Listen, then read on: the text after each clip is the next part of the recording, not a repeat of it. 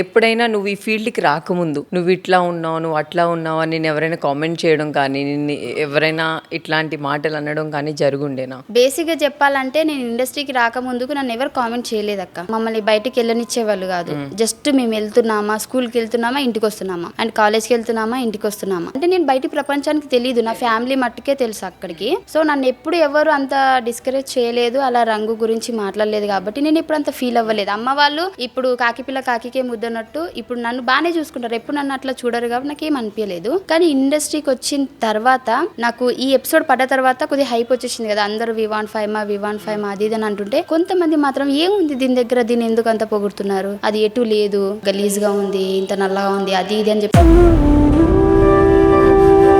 అంటే మా చెల్లిని ఎప్పుడు ఎవరు ఏమనలేదు, మేమే బాగా చూసుకున్నాము. ఎవరెవరో ఇంత నెగిటివ్ కామెంట్స్ చేస్తున్నారు అని చెప్పేసి కామెంట్స్ అన్ని చూసి మా అమ్మకు ఫోన్ చేసి మా అమ్మ మాట్లాడుతుంటే నా వల్ల కాలేదు. ఎందుకంటే నాకు ఎప్పుడు నెగిటివ్ రాలేదు, నేను ఫేస్ చేయలేదు. నా ఫోకస్ అంతా ఎటుపోయిందంటే నిజంగా నేను అంత గలీజ్గా ఉన్నానా, నన్ను తిడుతున్నారు, నేను బాలేనా, ఇంకా చెయ్యాలి అంటే బాగా ఫేమ్ వస్తుంది, అందరూ ఎంకరేజ్ చేస్తున్నారు, బాగా చెయ్యాలన్న దానికంటే తిడుతుంటే డౌన్ అయిపోతున్నాను నేను. అబ్బా ఇట్లా అంటున్నారు, నెక్స్ట్ ఏదైనా చేస్తే ఇంకా తిడతారేమో, ఏదైనా గెటప్ వేసుకుని ఇంకా తిడతారేమో అని చెప్పేసి అసలు ఎందుకమ్మా నన్ను ఇంత నల్లగా గన్నావు అని అడిగా. మా అమ్మ ఘోరంగా ఏడ్చింది అక్క.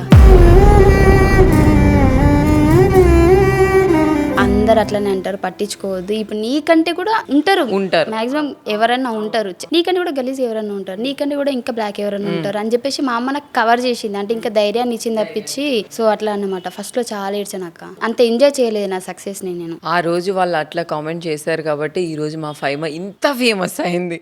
కమెడియన్స్ అనగానే కొంతమంది మాత్రమే గుర్తొస్తారు, అందులో నీ ఒక్క పేరు ఖచ్చితంగా ఉంటుంది. నువ్వు అప్పుడు అట్లా ఫీల్ అయ్యావు కదా, ఇప్పుడేమనుకుంటున్నావు నువ్వు? అసలు ఇలా పుట్టడమే కరెక్ట్ అనిపించింది.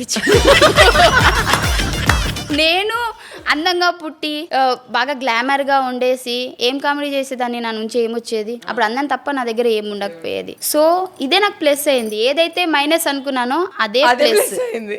నాకు ఇప్పుడు రియలైజ్ అయినా. ఇప్పుడు హ్యాపీ నువ్వైతే? చాలా హ్యాపీ. మనం ఎలా ఉన్నామనేది కాదు, మన టాలెంట్ ఇంపార్టెంట్ నేను అనుకుంటా. సో జనాలకి అది కొంతమంది ఇంకా చెప్తుంటారు, పట్టించుకో. నీకు టాలెంట్ ఉందిరా బంగారం, ఎక్కడైనా నడిపించగలవు. Thank you.